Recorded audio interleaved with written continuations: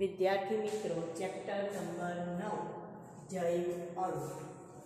हवे एमां आपणे आगळ वात करीशुं जैव अणुनी अंदर जीवंत अवस्थानी वात करवानी छे। शेनी वात आवे छे? जीवंत अवस्था। तो जीवंत अवस्था कोने कहेवाय? पहेला आपणे एनी व्याख्या लईए तो सजीवोमां तेमनी जरूरियात अनुसार निश्चित सांद्रता सजीवोमां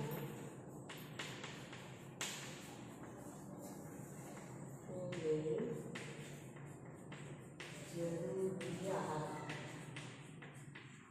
अनुसार निश्चित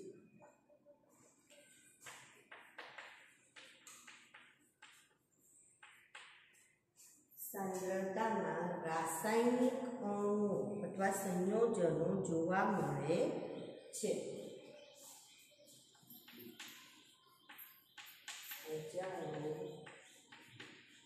रासायनिक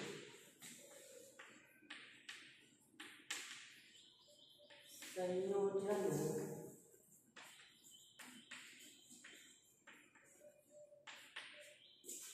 जोवा मळे छे, जेने चयापचयको अथवा जैव अणु कहे छे।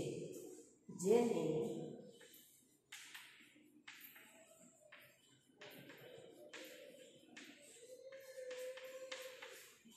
चयापचयको अथवा जैव अणु कहे छे। सजीवोमां तेमनी जरूरियात अनुसार निश्चित सांद्रतामां, जरूरियात अनुसारनो मतलब शुं के दरेक सजीवना शरीरमां प्रोटीन छे के लिपिड छे के कार्बोदीट छे तो एनी मात्रा एटले के ए आपणे जे ग्राम के एमां कहीए तो ए मात्रा कहेवाय। रुधिरनी वात करीए तो रुधिरनी मात्रा, बराबर। तो लीटर में कहीए के तो ये जे मात्रा छे एने ज्यारे आपणे ए निश्चित होय एनी सांद्रता नक्की ज होय तो निश्चित सांद्रतामां आवा जे संयोजनो हाजर होय अथवा जोवा मळे एने आपणे सेना तरीके ओळखीए? जैव अणु अथवा तो चयापचयको तरीके ओळखीए छे। हवे एमां आपणे एक उदाहरण आप्युं छे के स्वस्थ व्यक्ति होय तो एना रुधिरमां स्वस्थ व्यक्तिना तंदुरस्त स्वस्थ व्यक्तिना रुधिरमां शर्करानुं प्रमाण आपेલું છે। शर्करानुं प्रमाण 4.5 થી 5 મિલીમોલ જેટલું હોય છે। 4.5 થી 5 મિલીમોલ હોય છે। 4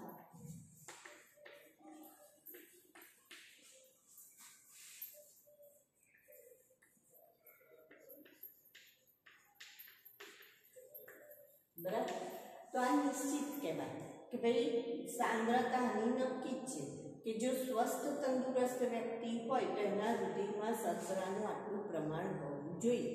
हवे जो आनाथी वधारे शर्करा थई जाय तो एने आपणे डायाबिटीज तरीके ओळखीए छीए अने जो आनाथी ओछी शर्करा थई जाय, शर्करानुं प्रमाण घटी जाय तो एवी व्यक्तिने चक्कर आवे अथवा तो जेने आपणे लो बीपी तरीके ओळखीए छीए तेने ग्लूकोज खावो पड़े अथवा शर्करा एमने बहारथी लेवी पड़े।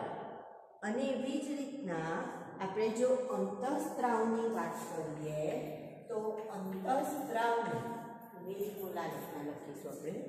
अंतःस्त्रावने नेनोग्राममां मापवामां आवे छे तो नेनोग्राम प्रति मिलीलीटर। अंतःस्त्रावनुं प्रमाण केटલું तो के नेनोग्राम, 1 नेनोग्राम प्रति मिलीलीटर जोवा मळे छे। प्रति ml મિલીલીટર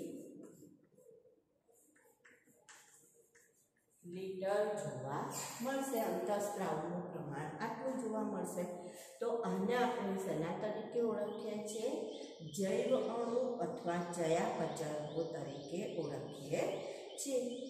હવે જો આના પ્રમાણમાં વધારો કે ઘટાડો થાય તો એને આપણે શું કહીએ છીએ? તંત્રમાં અવ્યવસ્થા સર્જાય છે.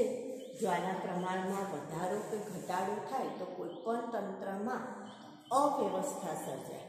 અવ્યવસ્થા માટે એક શબ્દ છે એન્ટ્રોપી. જ્યારે કાર્ય કરવાની ક્ષમતામાં ઘટાડો થાય તો એને આપણે અથવા મુક્ત શક્તિમાં ઘટાડો થાય તો એને આપણે એન્ટ્રોપી તરીકે ઓળખીએ છીએ. તો એન્ટ્રોપી એટલે કે કાર્યક્ષમતામાં શું થયું? તો કે ઘટાડો થાય છે.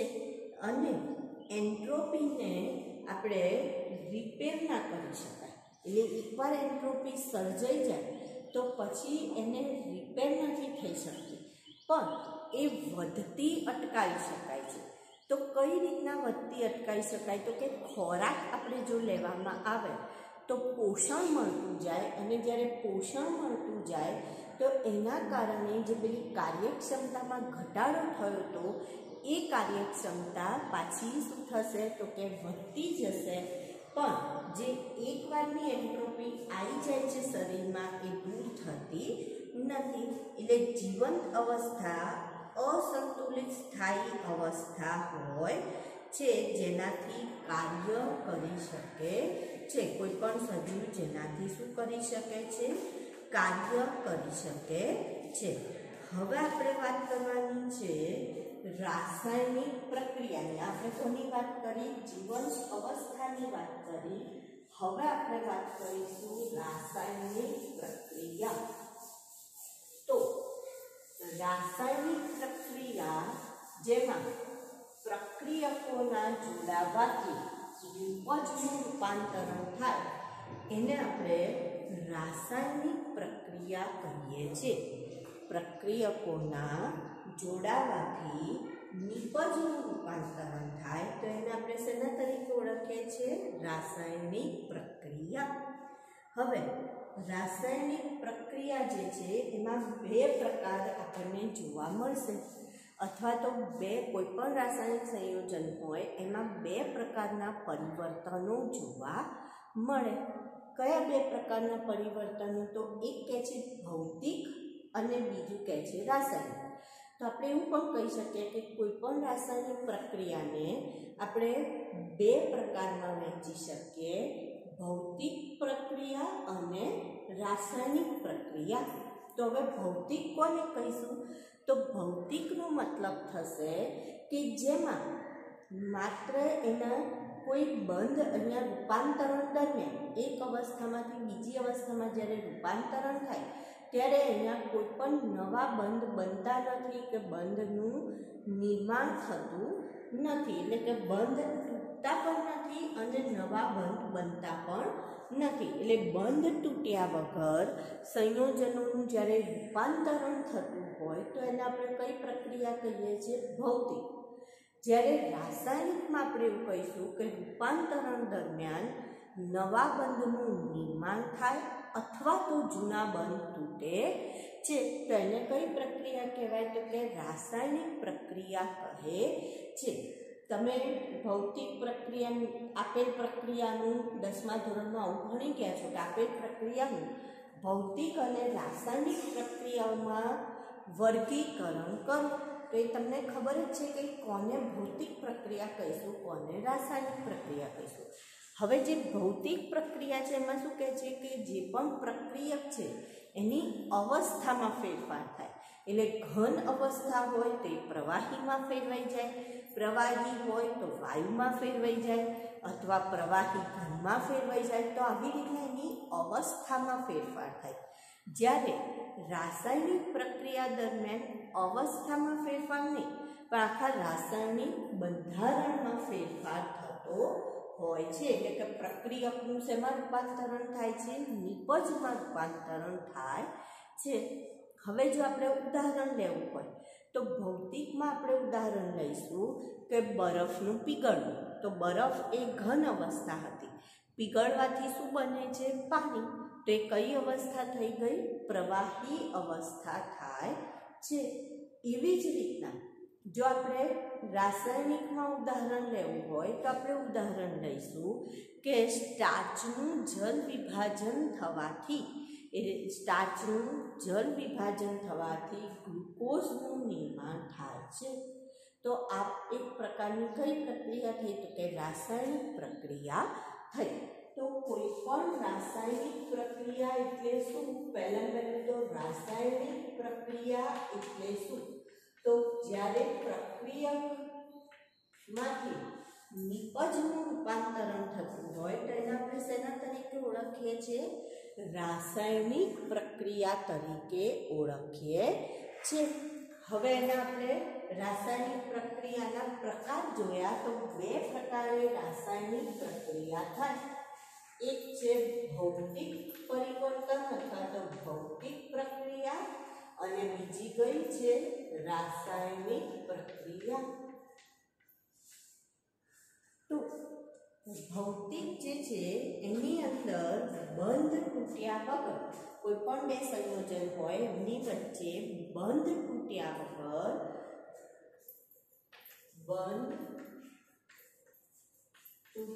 वगर संयोजनो छे एमनुं रूपांतरण थाय छे। संयोजनना आकारमां रूपांतरण, संयोजनना आकारमां, जो अहींया आकार लख्यो आकारमां शुं थाय छे? रूपांतरण थाय छे। ज्यारे આપણે રાસાયણિક પરિવર્તન જોઈએ અને ભૌતિક પરિવર્તન કહીશું અથવા ભૌતિક પ્રક્રિયા કહીએ અને આને રાસાયણિક પરિવર્તન કહીએ। કોઈપણ સંયોજનના બે પ્રકારના પરિવર્તન જોવા મળે।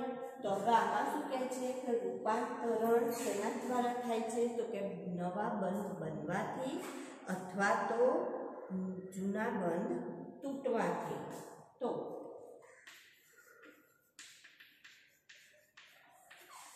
रूपांतरण समये बंध तूटवा अथवा समये बंध तूटवा अथवा नवा बंधना निर्माण। जो रूपांतरण समय बंध तूटवा अथवा नवा बंधना निर्माणनी प्रक्रिया तो एने केवी कहेवाय? रासायणिक परिवर्तन कहेवाय। अहींया जे पण पदार्थ होय एनी अवस्थामां शुं थशे? परिवर्तन थाय छे। द्रव्यनी अवस्थामां परिवर्तन थाय छे। द्रव्यनी अवस्थामां परिवर्तन, अहींया अवस्थामां परिवर्तन थयुं नथी। उदाहरण लेवुं होय तो कयुं उदाहरण लईशुं? तो बरफ पीगळवाथी शुं बने छे? पाणी बने छे। पाणीनुं कारण शुं बने? तो पाणीनुं वराळमां रूपांतरण। बराबर। रासायणिक परिवर्तनमां आपणे जोईए तो BaOH twice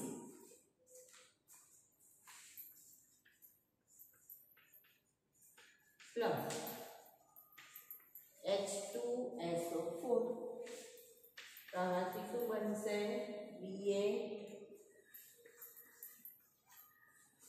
BaSO4 plus 2H2O। तो आ जे प्रक्रिया छे आने अकार्बनिक रासायनिक प्रक्रिया कहेवाय। शुं कहीशुं आने? अकार्बनिक રાસાયણિક પ્રક્રિયા અથવા પરિવર્તન. અને એવી જ રીતના જ્યારે સ્ટાર્ચનું જલ વિભાજન થાય, સ્ટાર્ચનું શું થશે? જલ વિભાજન, એટલે એમાંથી પાણીનો અણુ દૂર થશે. તો એ સમયે એમાંથી શેનું નિર્માણ થશે? તો કે ગ્લુકોઝનું નિર્માણ થાય છે. અને આને શું કહેવામાં આવે છે? તો કે આ કાર્બનિક રાસાયણિક પ્રક્રિયા છે. કેવી છે? કાર્બનિક રાસાયણિક પ્રક્રિયા. તો ભૌતિક અને રાસાયણિક પરિવર્તનની આપણે વાત કરી. હવે એનાથી આગળ વાત કરીએ તો એવું કહે છે કે ભૌતિક અને રાસાયણિક પ્રક્રિયા છે એમનો જે દર છે એનો સીધો સંબંધ એકમ સમયમાં બનતી નિપજ સાથે રહેલો છે. બરાબર. આ જે ભૌતિક અને રાસાયણિક, ભૌતિક અથવા રાસાયણિક કોઈ પણ પ્રકારની પ્રક્રિયા થાય તો એમાં જે પણ પ્રક્રિયાનો દર હોય એનો સીધો સંબંધ કોની સાથે રહેલો છે? એકમ સમયમાં બનતી નિપજ સાથે. ભૌતિક અથવા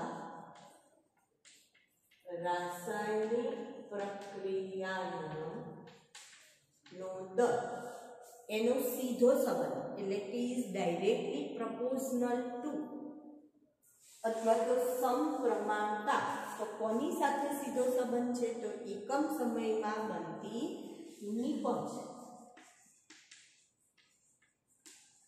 એકમ સમયમાં બનતી નિપજ સાથે સીધો સંબંધ છે. તો આને આપણે કઈ રીતના દર્શાવી શકીએ? તો પ્રક્રિયા દર is equal to delta P upon delta T. P એટલે અહીંયા નિપજ કહીશું, પ્રોડક્ટ, અને T એટલે ટાઈમ, સમય, એકમ સમયમાં બનતી નિપજ. તો આની સાથે એમ કે પ્રક્રિયાનો જે દર છે એનો સીધો સંબંધ રહેલો છે. હવે આના ઉપર કયા કયા પરિબળો અસર કરે? તો pH અસર કરે, તાપમાન અસર કરે. તો જો તાપમાનની વાત કરીએ તો તાપમાન એ પ્રક્રિયા દર પર અસર કરતું પરિબળ છે. ઉદાહરણ આપી સમજાવો. બરાબર.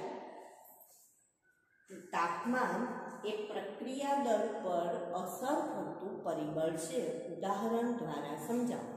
તો એવું કહે છે કે એક પ્રયોગમાં આપણને અથવા એક નિયમમાં એવું જણાવ્યું છે કે જો 10°C તાપમાન પ્રક્રિયા દર, જ્યારે 10°C કોઈ પણ પ્રક્રિયાનું તાપમાન 10°C તાપમાન વધતા અથવા ઘટતા પ્રત્યેક 10°C તાપમાન વધતા અથવા ઘટતા ક્રમશઃ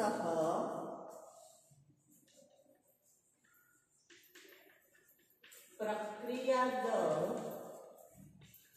બમણો અથવા અડધો થાય છે. ધારો કે આપણે ઉદાહરણ લઈએ કે કોઈ એક પ્રક્રિયા છે જેમાં આ રીતની પ્રક્રિયા છે કે A પ્લસ B પ્રક્રિયકો છે, એમાંથી નિપજ બને છે C.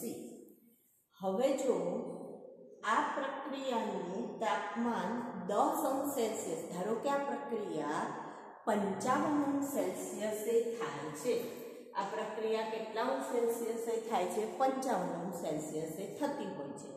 હવે જો હું એમાં 10°C તાપમાન વધારી દઉં तो 55 ના બદલે હવે હું શું કરીશ? તો હવે હું કરીશ a + b 10 અંશનો વધારો, એટલે શું થઈ જશે? 65 અંશ સેલ્સિયસ તાપમાન કરીશ. તો પ્રક્રિયા દર જે છે એ બમણો થઈ જશે. પ્રક્રિયા દર કેવો થઈ જશે? બમણો. એટલે ખૂબ ઝડપથી આ પ્રક્રિયા શું થઈ જશે? પૂરી થઈ જશે. એટલે ધારો કે આ પ્રક્રિયા પૂર્ણ થવા માટે 5 કલાકનો સમયગાળો લેતો હોય, તો હવે અહીંયા પ્રક્રિયા દર બમણો થઈ જાય. એનો મતલબ એ કેટલો સમય લેશે? તો કે 2.5 કલાકનો સમય લેશે. અને એટલી ઝડપથી પ્રક્રિયાને શું કરી દેશે? પૂર્ણ કરી દેશે. હવે એની સામે જો 10 અંશ સેલ્સિયસ ઘટી જાય છે તો આવું કંઈક થશે. જે 55 હતું એના બદલે 45 થઈ ગયું.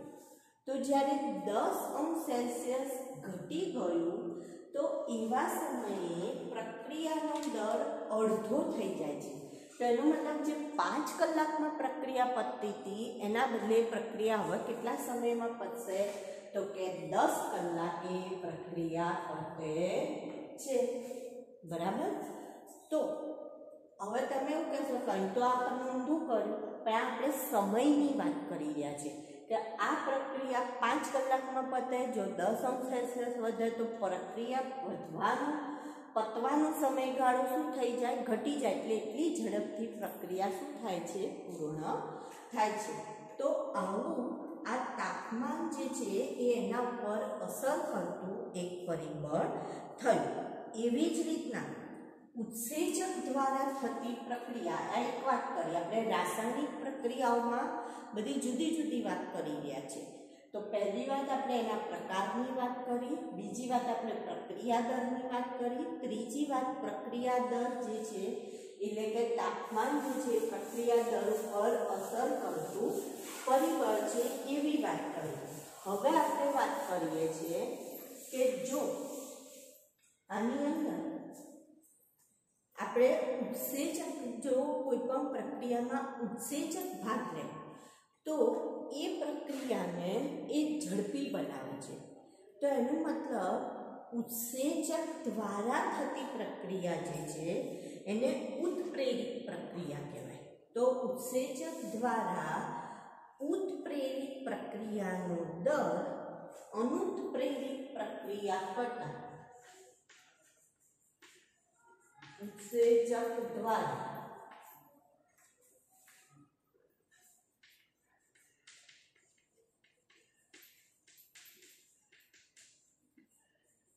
ઉત્પ્રેરિત પ્રક્રિયા દર, જેમાં ઉત્સેચક ભાગ ન લેતો હોય તેવી પ્રક્રિયાને શું કહીશું?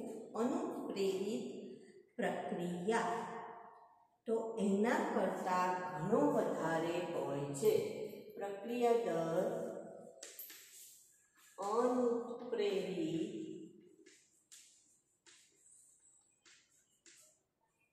પ્રક્રિયા દ્વારા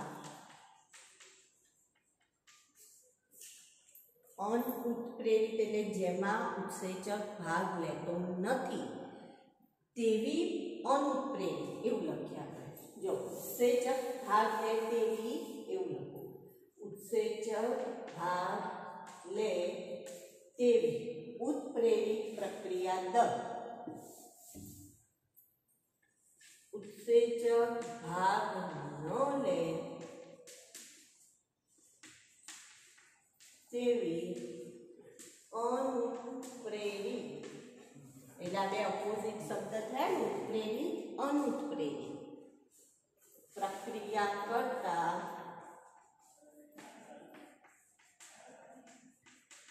ઘણો વધારે હોય છે. બરાબર? તો જે પ્રક્રિયામાં જ્યારે ઉત્સેચક ભાગ લે તે પ્રક્રિયા બહુ ઝડપથી પૂરી થઈ જાય છે, અને જેમાં ઉત્સેચક ભાગ નથી લેતો એ પ્રક્રિયા થતાં બહુ લાંબો સમયગાળો જાય છે. જેમ આપણને એક ઉદાહરણ આપેલું છે કે CO2 carbon dioxide plus H2O પાણીનો કાર્બનિક એનહાઇડ્રેસ નામનો ઉત્સેચક જો હાજર હોય, આ રક્તકણમાં આ ઉત્સેચક હાજર છે, બરાબર. જ્યારે રુધિર રસમાં ઉત્સેચક હાજર નથી. બંનેમાં પ્રક્રિયા થાય છે, રક્તકણ અને રુધિર રસ. કેમ આ પ્રક્રિયા થાય છે? તો જે CO2 છે, કાર્બન ડાયોક્સાઇડના વહન માટે આપણે જ્યારે શ્વાસમાં O2 લઈએ છીએ અને CO2 બહાર નીકાળીએ છીએ, તો એ CO2 ને ફેફસામાંથી આપણા રુધિરમાંથી ફેફસામાં લાવે છે અને ફેફસામાંથી ક્યાં પહોંચાડવાનું છે? નાક સુધી પહોંચાડવાનું. તે જે રક્તકણ રુધિર લઈ જવાનું કામ કરે, તો રક્તકણ અને રુધિર રસ બે આખી શ્વસનની પ્રક્રિયામાં ભાગ લેતા હોય છે. આગળ આપણે આવે છે ભણવાનું.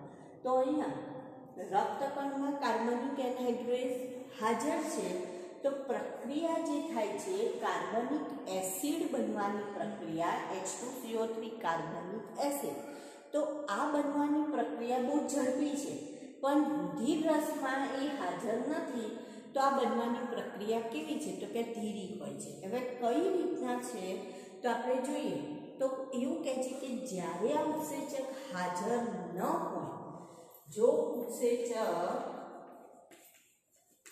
હાજર ન હોય એટલે કે ગેરહાજર હોય, તો પ્રક્રિયામાં સમય કેટલો લે છે? તો કે સમય લે છે 1 કલાક. અને કાર્બનિક આ જે કાર્બનિક એસિડ છે એના કેટલા અણુ બને છે અથવા તો નિપજ કેટલી બને છે? તો કે 200 અણુ પ્રાપ્ત થાય છે. કેટલા અણુ પ્રાપ્ત થાય છે? 200 અણુ. પણ જો ઉત્સેચક હાજર હોય, હવે જોજો કે જો ઉત્સેચક હાજર હોય તો સમય કેટલો લે છે? તો કે આ જે સમય છે એ 1 સેકન્ડ. કેટલો સમય લેશે? 1 સેકન્ડ સમય લેશે. અને કેટલા અણુ બનાવે છે? તો કે 6 લાખ અણુ બનાવે છે. વિચાર કરો, ઉત્સેચક કેટલી ઝડપથી ને કેવી પ્રક્રિયા કરે છે કે એને 1 સેકન્ડમાં 6 લાખ અણુ બનાવી દીધા. જ્યારે ગેરહાજર હતો તો 1 કલાકમાં માત્ર 200 જ અણુ બન્યા. તો એનો મતલબ પ્રક્રિયાનો વેગ 10 મિલિયન ગણો વધી જાય છે. કેટલો વધી જાય છે? 10 મિલિયન ગણો પ્રક્રિયા વેગ વધી જાય છે. એવી જ રીતના ચયાપચયિક જો પથની વાત કરીએ તો ચયાપચયિક પથમાં શું કહે છે? 1, 2 કે તેથી વધુ ઉત્સેચકો ભાગ લેતા હોય છે. ચયાપચયિક જે પથ છે એમાં 1, 2 કે તેથી વધુ પ્રક્રિયાઓ થતી હોય છે. ઉત્સેચકો ભાગ લેતા હોય છે અને એના દ્વારા જુદા જુદા પ્રકારના નિપજો, જુદી જુદી પ્રકારની નિપજો આપણને પ્રાપ્ત થાય છે. ધારો કે આપણે ઉદાહરણ લઈએ કે ગ્લુકોઝમાંથી આપણે ચેપ્ટર નંબર 14માં ભણવાનું આવે છે કે ગ્લાયકોલિસિસ પથ. તો એમાં ગ્લુકોઝમાંથી 2-પાયરુવિક એસિડ, જેને પાયરુવેટ તરીકે પણ ઓળખાય. કયો પથ કહીએ છીએ આપણે? ગ્લાયકોલિસિસ. અને આના માટે 10 જેટલા ઉત્સેચકો ભાગ લેશે. આ પ્રક્રિયામાં કેટલા ઉત્સેચકો ભાગ લેશે? તો કે 10 ઉત્સેચકો ભાગ લે છે. એવી જ રીતના જો સ્નાયુની વાત કરીએ, તમે જારક અજારક શ્વસનનો પથ ભણી ગયા છો કે ગ્લુકોઝનું પાયરુવિક એસિડમાં રૂપાંતરણ અને પાયરુવિક એસિડનું જો સ્નાયુ હોય તો લેક્ટિક એસિડમાં રૂપાંતરણ થાય છે. ગ્લુકોઝનું પાયરુવિક એસિડમાં રૂપાંતરણ થાય અને જારક શ્વસન થાય એટલે કે O2 હાજર હોય તો શેમાં રૂપાંતરણ થશે? તો કે લેક્ટિક એસિડમાં અજારકમાં લેક્ટિક O2 ગેરહાજર હોય તો શું બને છે? તો કે લેક્ટિક એસિડ બને છે. અને જો ઈસ્ટની વાત કરીએ તો ઈસ્ટમાં જારક શ્વસન થાય તો અજારક, તો કે અજારક શ્વસન થાય. તો અજારક શ્વસનમાં ઈસ્ટમાં પણ ગ્લુકોઝ, એમાંથી પાયરુવેટ, આ તો બધામાં કોમન જ જાય છે ને, અને એમાંથી બને છે ઇથેનોલ. શું બને છે? ઇથેનોલ વત્તા CO2 પ્રાપ્ત થાય છે. અને જો જારક શ્વસન થાય, આ બધું કયું થયું? અજારક શ્વસન. અને જો જારક શ્વસન થાય તો તમને ખબર છે, તમે 10મા ધોરણમાં ભણી ગયા છો, ગ્લુકોઝ, એમાંથી 2 અણુ શેના મળશે? પાયરુવેટ અને આ ગ્લાયકોલિસિસ. અને ક્રેબ્સ ચક્ર, ઓક્સિજન હાજર હોય તો ક્રેબ્સ ચક્ર ચાલે. અને CO2 પ્લસ શું પ્રાપ્ત થાય છે? H2O પ્રાપ્ત થાય છે.